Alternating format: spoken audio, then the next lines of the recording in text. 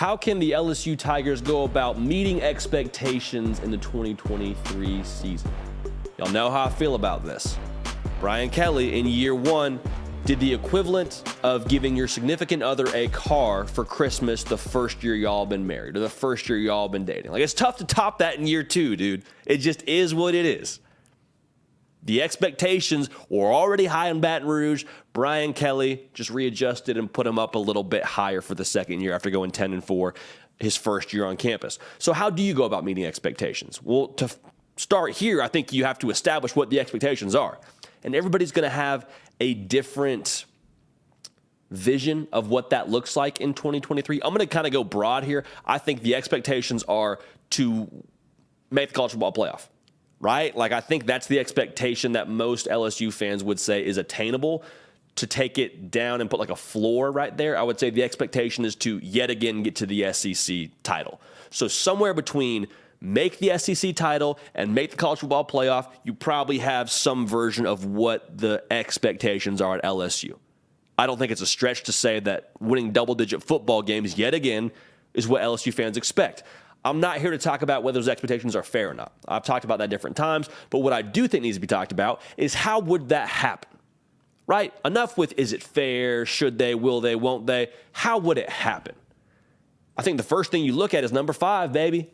Jayden Daniels, your quarterback. Brian Kelly came on this show not too long ago, and he said, listen, Jayden Daniels, he is our starter. Garrett Nussmeier going to get reps with the ones in the spring, but JD5 is our QB. So, look at what he did a season ago. Did a lot of really good things. I mean, 68% completion percentage, 17 touchdowns, only 3 picks, 2,900 passing yards, and oh, by the way, 11 rushing touchdowns. Take a bow, JD5. My dude got busy with it in Baton Rouge last season, especially the second half of the year. I felt like the light bulb really went on, came into his own. He was balling. Now, that was good enough for last year. But again, the expectations took the bar one more time, put it up a little bit.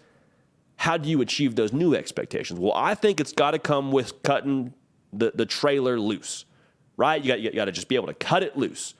And this is nothing new, but the reality is they're going to be capped in terms of how successful they can be offensively, how explosive they can be offensively if he doesn't push the ball downfield. They bring a lot back offensively. You lose Jeray Jenkins and Kayshon Boutte.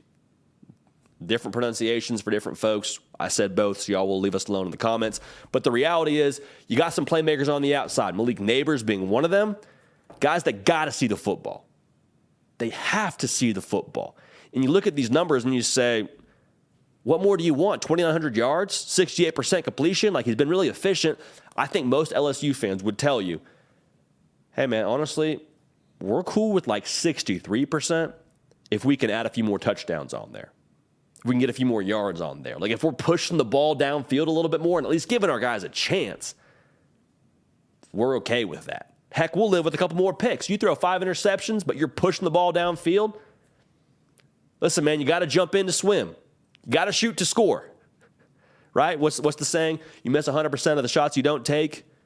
Wayne Gretzky, Michael Scott, like, that's the reality for LSU fans. And for Jayden Daniels, the offense, I think, needs to take another step in that direction, and it rests on his shoulders. So JD5, I believe one of the best quarterbacks in the SEC coming back this next season, but the maturation process, the next evolution, loosen up the wing, make sure you're good to go, make sure you got the warm-up in, let it fly. Let it fly. And Brian Kelly said as much as well when he joined the show. Now, the other thing that I think has to happen for LSU is taking that next step in culture. And culture is a funny word because everybody's got their own definition of it. I'll talk more about that in a second. Make sure you're subscribed here. LSU faithful, y'all have been so good to us. So thank you. I've reached my hand across this table and shake your hand. Thank you. We appreciate y'all for that. If you haven't yet joined the party and subscribed, now is the time. We're going to talk a lot about your Tigers. I promise you. So lock it in right here. Also, follow me on Twitter. Follow me on Instagram, man. I want to hear from y'all. It's a great way for us to interact. At JD Pickell is where you can find me. Now, the next step in the culture. People have, like I said, definitions of culture vary. At LSU, you define culture as your buy-in and your standards from where I'm sitting. and from where Brian Kelly is sitting as well. He's talking about standards, expectations. Those have all been revamped with the new Brian Kelly approach. And you could see it. Last year, from the start of the year to the end of the year, they were two completely different ball clubs. The standards, I think, started to really come into effect. But what's the reality here? The games that LSU lost, they sort of lost their eye on the ball, if that makes sense. They weren't consistently the same LSU team. Like, if we're going to be real here, LSU probably could have beaten Florida State if they played the way they played in that second half for 4 quarters, right? Like, you lose because you got the extra point blocked, you turned it on late in the game. You probably could have beaten Florida State. Now, they'll get their second chance at them. Mason Taylor said, I'm busting with the boys. Like, yeah, I'm ready for that game. I'm excited for that game. I got that one circled. I think the rest of the LSU team feels that same way. The other loss that you look at is, man, Texas A&M, the team that missed a bowl game, last game of the regular season. LSU didn't bring their A game, and that's what happened. And I think that's a very teachable moment for the Tigers. It's a very teachable moment that Brian Kelly is going to use and probably has used throughout winter conditioning and spring ball. It'll carry him into summer. Got to be the same team all the time. And so you saw what they're capable of, but you also saw the fact that, hey, this is a team that's continuing to mature, continuing to evolve, continuing to do things the right way. And they're so talented to where having flashes of that paid dividends. And there was real buy-in last year, and that paid dividends. But if they're that same team week in and week out, or as close to that same team week in and week out, they buy in, they have those standards, like, LSU's going to be a problem. That's the way that you get over the hump. That's the way you get back to Atlanta. And I'd be excited if I'm an LSU fan to keep it a buck with you. Now, here's the other thing we got to talk about. The defense. It's nasty last year, man. Very, very nasty. You only bring back 5 starters, and you bring back 60% of your defensive production. It's not bad, but it's not great. So Brian Kelly, everyone's saying, oh, he doesn't like to recruit. Well, hit the portal pretty hard. Got themselves 4 transfer corners. So they're going to try and revamp there a little bit on the defensive side of the football. So there's 2 facets of this that I'm watching for LSU. 1, do those new pieces, corners included, hit the ground running? It can't be this thing where we get it week 5 and then we finally start playing our ball and then we're finally ready to roll. Like, listen, you got Florida State week 1. You got Jordan Travis week 1, and they have very high aspirations for this coming season. Y'all that are familiar with this show, you know how I feel about Florida State. I think they're going to be a very, very good team. Can't sleepwalk game 1. Defense has got to be queued up, meshed, ready to go.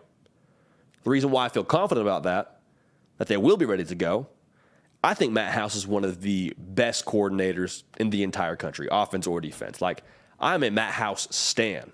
What he did last year, finding ways to get Harold Perkins involved, finding ways to keep LSU in the ball game while the offense was still trying to figure it out. Like, Matt House, I think he's a dude, okay? And the Broyles Award that goes to the best assistant coach in all of college football, quick update, we just got a vote for that here on this show, and y'all allowed that to happen, so thank you. I would be very surprised if Matt House isn't on my ballot at the end of the year. Okay, so keep an eye on that. Keep an eye on how that formulates, but I think the defense meshing early is going to be crucial. Because, like I said, you play Florida State week 1, you play in the SEC. So you're going to play against good playmakers, good quarterbacks. Like, it's a tall task. So the defense being able to recover with those new pieces and being more sure of themselves, being more secure, that's going to be really important as they try and meet these expectations that have been set very, very high. So Jayden Daniels, evolving, unhitching the wagon, taking the next step, whatever verbiage you want to throw at it, he's already really good, but I think we might need a little bit more vertical presence to be able to get to where they want to go. The culture, it's already really good.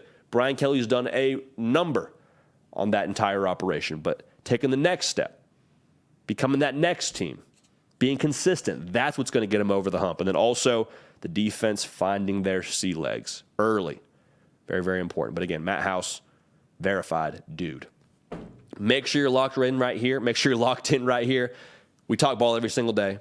Y'all allow us to talk ball every single day. We appreciate you so much for that. Also, we appreciate y'all genuinely for allowing us to have a presence in the space and allowing us to now have a vote on the Assistant Coach of the Year. We get to do it, but it is very much so indebted to y'all. So thank you for that. We're going to keep the party rolling. We will see y'all next time. Hey y'all, thanks so much for watching. Subscribe to the channel here to make sure you don't miss an episode of The Hard Count. Also be sure to check out other videos on the On3 YouTube channel.